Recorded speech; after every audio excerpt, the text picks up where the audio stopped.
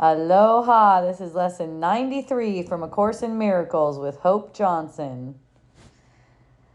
Light and joy and peace abide in me. You think you are the home of evil, darkness, and sin. You think if anyone could see the truth about you, he would be repelled, recoiling from you as if from a poisonous snake. You think if what is true about you were revealed to you, you would be struck with horror so intense that you would rush to death by your own hand, living on after seeing this being impossible. These are beliefs so firmly fixed that it is difficult to help you see that they are based on nothing. That you have made mistakes is obvious. That you have sought salvation in strange ways, have been deceived, deceiving, and afraid of foolish fantasies and savage dreams, and have bowed down to idols made of dust. All this is true by what you now believe. Today we question this, not from the point of view of what you think, but from a very different reference point, from which such idle thoughts are meaningless. These thoughts are not according to God's will. These weird beliefs He does not share with you. This is enough to prove that they are wrong, but you do not perceive that this is so. Why would you not be overjoyed to be assured that all the evil that you think you did was never done? That all your sins are nothing? That you are as pure and holy as you were created, and that light and joy and peace abide in you? Your image of yourself cannot withstand the will of God. You think that this is death, but it is life. You think you are destroyed, but you are saved. The self you made is not the Son of God. Therefore, this self does not exist at all. And anything it seems to do and think means nothing. It is neither bad nor good. It is unreal, and nothing more than that. It does not battle with the Son of God. It does not hurt him, nor attack his peace.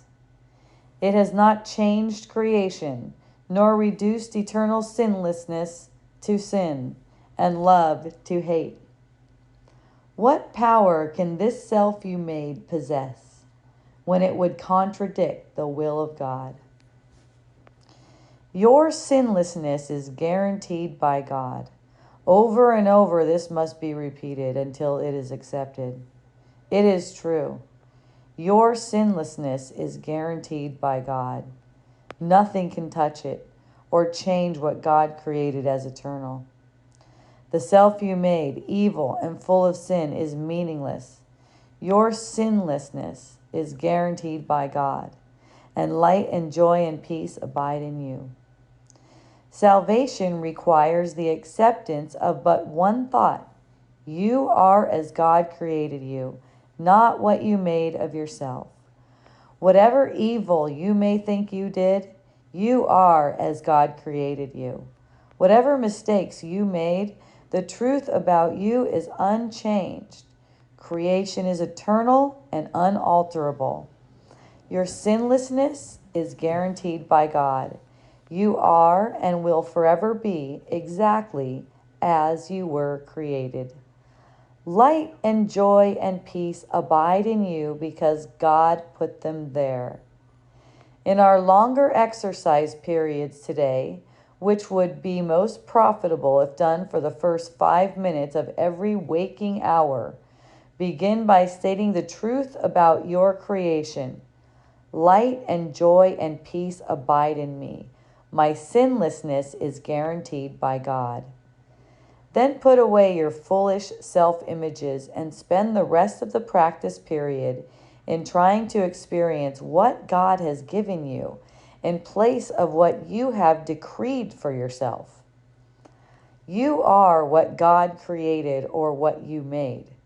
One self is true, the other is not. Try to experience the unity of your one self. Try to appreciate its holiness and the love from which it was created. Try not to interfere with the self which God created as you by hiding its majesty behind the tiny idols of evil and sinfulness you have made to replace it. Let it come into its own. Here you are, this is you, and light and joy and peace abide in you because this is so. You may not be willing or even able to use the first 5 minutes of each hour for these exercises. Try, however, to do so when you can. At least remember to repeat these thoughts each hour. Light and joy and peace abide in me. My sinlessness is guaranteed by God. Then try to devote at least a minute or so to closing your eyes and realizing that this is a statement of the truth about you. If a situation arises that seems to be disturbing, quickly dispel the illusion of fear by repeating these thoughts again. Should you be tempted to become angry with someone, tell him silently, light and joy and peace abide in you. Your sinlessness is guaranteed by God. You can do much for the world's salvation today. You can do much today to bring you closer to the part in salvation that God has assigned to you. And you can do much today to bring the conviction of your mind to your mind that the idea for the day is true indeed. Light and joy and peace abide in me. This is a declaration that's in complete opposition to the self-image that you hold in secret with the ego. The secret self-image is what makes you project and therefore perceive things that seem to be threatening, bad, unkind, rude, untrue, all that kind of stuff. That's coming from that secret sense of self. If you ever feel disgust, anger, that's what it's reflecting. So we're undoing the idea that any of those thoughts about you being that self that you made is meaningless. Light and joy and peace abide in me. That's all that abide in me. None of this other stuff that was made up is true. And you know, what I see is in relating, oftentimes I'm called to demonstrate this.